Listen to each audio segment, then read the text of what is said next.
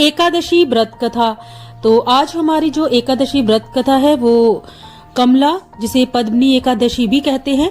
धर्मराज युधिष्ठिर बोले, हे जनार्दन, अधिक मास में शुक्ल पक्ष की एकादशी का क्या नाम है तथा उसकी विधि क्या है?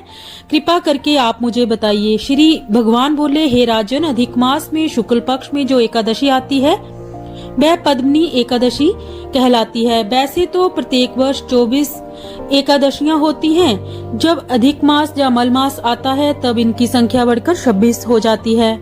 अधिक मास या मलमास को जोड़कर वर्ष में 26 एकादशियां होती हैं। अधिक मास में 2 एकादशियां होती हैं जो पद्मनी एकादशी शुक्ल पक्ष और परमा एकादशी कृष्ण पक्ष के नाम से जानी जाती है।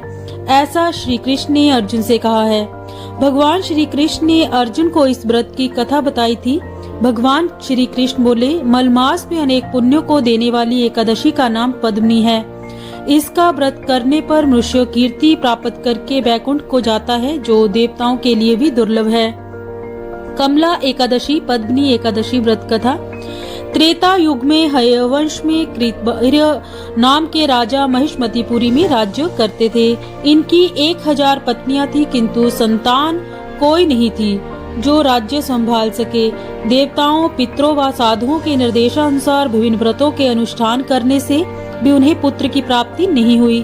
तब राजा ने तपस्या करने का निश्चय किया। वे अपने मंत्री को संपूर्ण राज्यभार देकर राजसी भेष त्याग कर तपस्या करने चले गए। महाराज के साथ उनकी बड़ी रानी, जो इक्ष्वाकु वंश में उत्पन्न महाराज हरिश्चंद्र की कन्या पद्मिनी थी, ने भी उनका अनुसरण किया। उन दोनों ने मंदराचल पर्वत पर जाकर 10,000 वर्ष तक घनघोर तपस्या की। तपस्या करने से महाराज का शरीर एकदम कमजोर हो गया। इधर महारानी पद्मिनी ने महासाध्वी अनुसुईया से विनीत होकर पूछा, हे माता साध्वी, मेरे पति ने 10,000 वर्ष तक तपस्या की, परंतु फिर भी सर्व दुख विनाशकारी भगवान केशव देव अब तक प्रसन्न नहीं हुए। आप कृपा करके मुझे किसी ऐसे व्रत का उपदेश दीजिए कि जिसके पालन करने से भगवान श्रीहरि प्रसन्न हो जाएं, एवं हमें राज चक्रवर्ती की तरह कीर्तिमान श्रेष्ठ पुत्र की प्राप्ति हो सके। पतिप्रायणा साध्वी अनुसुईया रानी पद्मिनी की प्रार्थना सुनकर बड़ी प्रसन्न हुई एवं रानी से बोली, 32 महीने बाद एक बार अधिक मास आता है। इस महीने में पद्मिनी एवं परमा नाम की 2 एकादशियां आती हैं। इन एकादशियों के व्रत का पालन करने पर पुत्रदाता भगवान बहुत शीघ्र प्रसन्न होते हैं। अनुसुईया देवी ने कथनानुसार रानी पद्मिनी ने विधि पूर्वक एकादशी व्रत का पालन किया। तब भगवान केशव देव गरुड़ पर सवार होकर रानी के समीप आए और उन्होंने रानी से वरदान मांगने के लिए कहा।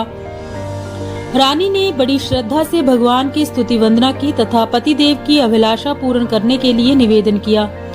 भगवान ने कहा, हे भद्रे, मैं तुम पर अति प्रसन्न हूँ। अधिक मास को मेरे नाम पर ही पुरुषोत्तम मास कहते हैं। इस पवित्र महीने के समान अन्य कोई महीना मेरा प्रिय नहीं है। इस महीने की एकादशी भी मुझे अत्यंत प्रिय है।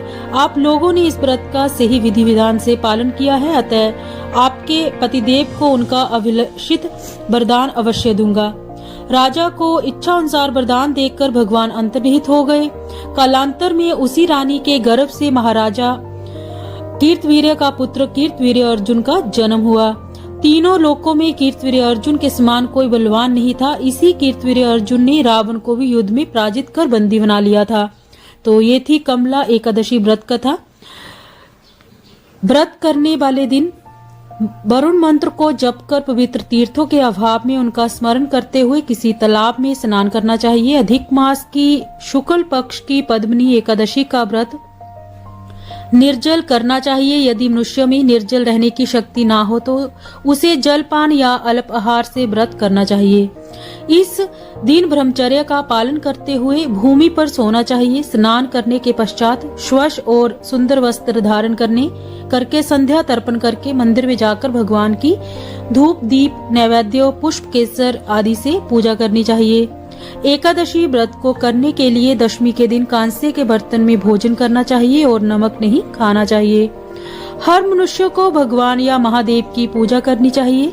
इसके पश्चात श्वेत वस्त्र धारण करके भगवान विष्णु का पूजन अर्चन करें और कथा का पाठ करें। भक्तजनों के साथ भगवान के सामने पुराण की कथा सुने। रात्रि में जागरण करके नाच गान करके भगवान का स्मरण करते रहना चाहिए। तो